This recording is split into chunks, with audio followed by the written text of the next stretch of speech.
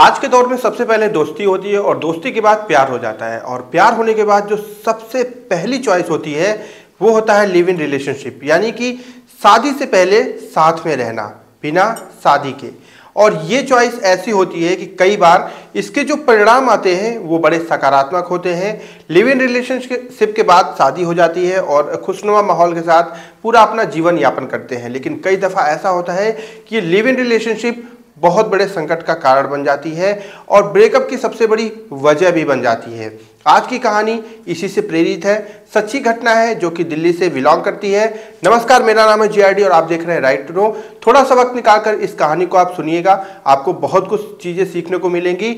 और अगर आपको वीडियो अच्छी लगे तो लाइक जरूर करिएगा, क्योंकि हर शनिवार, रविवार और सोमवार रात को 8 बजे हम एक नई कहानी के साथ हाजिर होते हैं। ये कहानी शुरू होती है 2018 से। दिल्ली जैसा शहर है, काफ़ी चहलनुमा शहर है वो, और वहाँ पर साहिल नाम का एक लड़का होता है जो कि जाता है और उसे SSC की तैयारी करनी होती है, इसलिए वो एक कोचिंग ज्वाइन करता है। दूसरी तरफ एक लड़की जिसका नाम है निक्की यादव, ये हरियाणा की लड़की है और ये भी दिल्ली जाती है अपने सपनों को साकार करने के लिए और मेडिकल की तैयारी के लिए कोचिंग ज्वाइन करती है। अब होता यूँ है कि इन दोनों की मुलाकात बस में होती है, क्योंकि दोनों की कोचिंग संस्थाएं तो अलग अलग है लेकिन जाने का रास्ता एक ही था, इसलिए इनकी टाइमिंग एक होने की वजह से, कोचिंग की टाइमिंग एक होने की वजह से ये दोनों एक ही बस पे सवारी करते थे। और जब डेली का रूटीन ऐसे ही चलने लगा, दिन प्रतिदिन डेली ये लोग बस पे मिलने लगे, तो इनके बीच में एक दोस्ती पनपनी शुरू हो गई। और जैसे ही दोस्ती पनपनी शुरू हुई तो उन्होंने अलग अलग सीट के बजाय एक सीट चुनना बेहतर समझा। मतलब कि अब ये आसपास बैठकर अच्छी खासी बातें करते हुए, गुफ्तगू करते हुए रास्ते का सफ़र का आनंद लेते थे और अपने अपने कोचिंग संस्था में पहुंचते थे। और कोचिंग की पढ़ाई के बाद जो इनके अंदर सबसे बड़ी उत्सुकता होती थी वो इसी चीज़ की होती थी कि हम लोग बस पे फिर एक दूसरे से मिलेंगे और वो सफ़र काफ़ी अच्छा होगा और फिर हम अपनी मंजिल पे पहुंचेंगे। ये सफ़र ऐसे ही चलता रहा और कुछ समय बाद ये दोस्ती प्यार में तब्दील हो गई। और जैसा कि मैंने शुरू में बोला कि आज की युवाओं की प्यार के बाद जो सबसे पहली चॉइस है वो है लिव इन रिलेशनशिप, यानी कि बिना शादी के साथ में रहना। और यही चीज़ इन जोड़ों के साथ भी हुई। साहिल और निक्की ने आपस में सहमति जताई कि हमें अब लिव इन रिलेशनशिप में रहना चाहिए। हम दिल्ली जैसे शहर में हैं, यहाँ पर कोई भी रोक टोक नहीं है। खैर, इस बात की सूचना निक्की के परिवार या फिर साहिल के परिवार को नहीं थी। दोनों एक साथ रहना शुरू किए। अब कमरे किराए का था और दोनों लिव इन रिलेशनशिप में अच्छे खासे रह रहे थे। अब 2018 से हम आपको लेकर चलते हैं 2023 में, जो कि इस समय वर्तमान का समय है। यानी अगर देखा जाए तो पूरे 5 साल लगभग होने वाले हैं। अब फरवरी का समय चल रहा था। 9 फरवरी की बात मैं आपको बताता हूं। 9 फरवरी की रात का समय था ऐसा। निक्की अचानक से फोन करती है, साहिल को बोलती है कि मुझे तुमसे कुछ बातें करनी है, कुछ डिस्कस करना है, कुछ बातें क्लियर करनी है। साहिल बोलता है ठीक है, बताओ। फोन पे इनकी बातें होती हैं और फोन पे जब बातें शुरू होती हैं तो वो बात शादी तक पहुंचती है, जिसको लेकर साहिल पूरी तरह से मना करने लगता है कि वो शादी नहीं कर पाएगा। अब आपको एक चीज मैं बता दूं, वैलेंटाइन वीक चल रहा था, यानी कि 7 फरवरी से लेकर 14 फरवरी तक वैलेंटाइन वीक चलता है। और इस दौरान निक्की और साहिल इन दोनों ने आपस में एक सहमति बनाई थी कि ये 9 तारीख को गोवा जाएंगे। अभी आप सुनते रहिएगा, आपको बहुत आश्चर्य होगा। 9 फरवरी को इनका गोवा जाने का प्लान था। खैर, ये बात किसी के परिवार को नहीं पता थी, लेकिन जैसे 9 तारीख नजदीक आने लगा, निक्की ने बोला कि गोवा जाने की तैयारी करते हैं, जिसपे साहिल मुकरने लगा। वो बोला कि 9 तारीख को मैं नहीं जा सकता हूं। और इसकी सबसे बड़ी वजह क्या थी कि 10 तारीख को, यानी कि 9 फरवरी के बाद जो अगली डेट आ रही थी 10 फरवरी, उस दिन साहिल की शादी थी, वो भी किसी दूसरी लड़की के साथ। और ये बात जैसे ही निक्की को पता चली, उसने साहिल को 9 तारीख को ही बुलाया, बहस की, दोनों में बहस शुरू हुई, बहुत ज्यादा बातें बढ़ने लगी। साहिल ने कहा कि तुम परेशान ना हो, मैं आता हूं, कार में बैठ के शांति से अच्छे से बात करेंगे। साहिल निक्की को कार में बैठाता है और घूमने के बहाने शाम को ये लोग बाहर निकल जाते हैं। दिल्ली जैसे शहर में ISBT के पास जैसे ही साहिल अपनी कार लेकर पहुंचता है, इन दोनों में बहस बहुत ज्यादा होने लगती है। बहस इतने हद तक होने लगती है, निक्की इस बात को लेकर बिल्कुल राजी नहीं होती है कि तुम किसी और लड़की से शादी करो। निक्की हमेशा से बोलती है कि मुझे तुमसे शादी करनी थी, तुम्हें मुझसे शादी करनी थी, तो फिर ये चीज़ कहाँ से बीच में आ गई।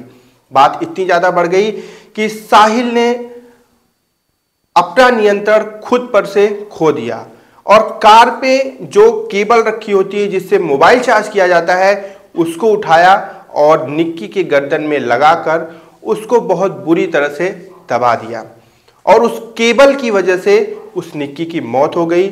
यानी कि साहिल ने निक्की को गर्दन रेत कर उस केबल से रेत कर मार डाला।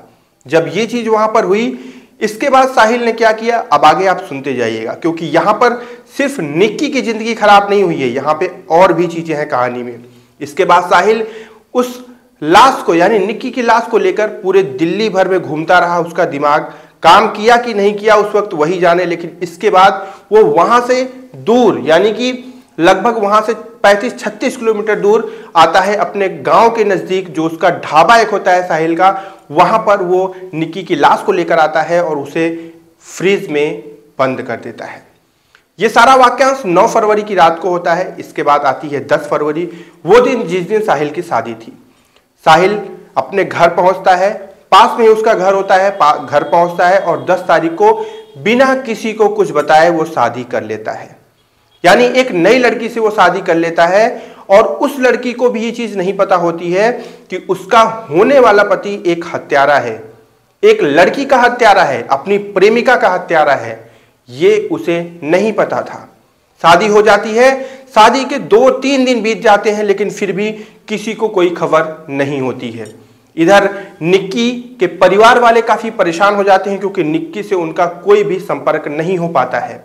वो साहिल को कई दफा फोन करते हैं, साहिल से बात करते हैं, क्योंकि साहिल के बारे में इनको नहीं पता था, लेकिन निक्की के एक दोस्त ने साहिल का नंबर निक्की के पिता को दिया और निक्की के पिता ने साहिल से जब बात की तो साहिल ने साफ तौर पे ये चीज बोला कि वो कहीं गई है, जैसे कि मसूरी गई है, एक ट्रिप पे गई है, छुट्टियां मनाने गई है। लेकिन जहां पर ये लोग रहते थे वहां पे एक संदेहनुमा माहौल बना। पुलिस ने छानबीन शुरू की तो उन्हें निक्की की लाश साहिल के ढाबे के फ्रिज के अंदर मिली। पुलिस जब साहिल के घर पहुंची तो साहिल के घर पहुंचने के बाद पूछताछ शुरू हुई। साहिल ने शुरू में ये चीजें इंकार कर दी, वो मानने के लिए तैयार नहीं था, लेकिन जैसे ही दबाव पड़ा तब साहिल ने अपनी पत्नी को यह बात बताई कि उसके द्वारा ऐसी घटना घटित हुई है।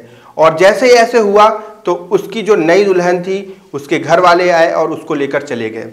इधर साहिल की गिरफ्तारी हुई।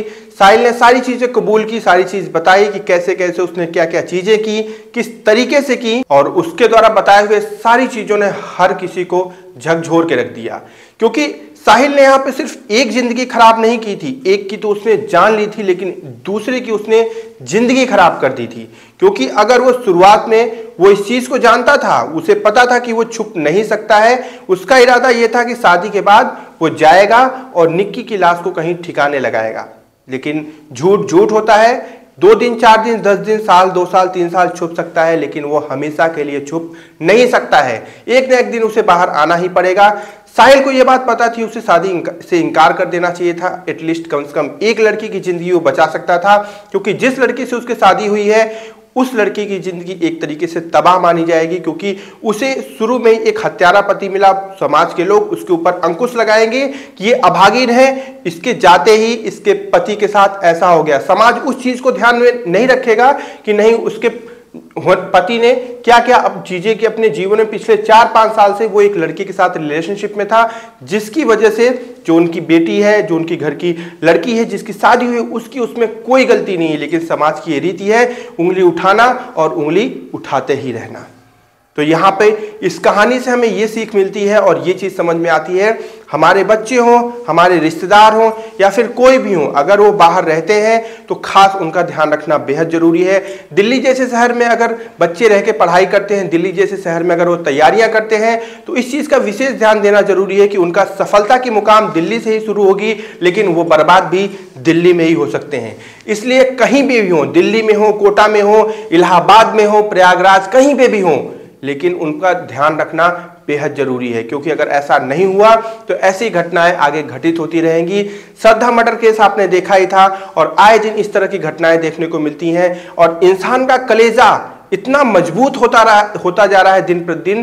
बर्बरता की हदें इतनी ज्यादा पार करता जा रहा है इंसान कि किसी की भी हत्या करके उसके लाश को फ्रिज में छिपा देना, उसके लाश को टुकड़े टुकड़े कर देना, उसके लाश को, उसके शव को नदी में फेंक देना, इस तरह की बर्बरताएं करते हुए इंसान का कलेजा नहीं कांप रहा है। खैर, आप कमेंट करके बताइएगा इस कहानी के बारे में आप क्या कहना चाहते हैं। मिलते हैं अगली वीडियो में, ध्यान रखिएगा अपना। जय हिंद।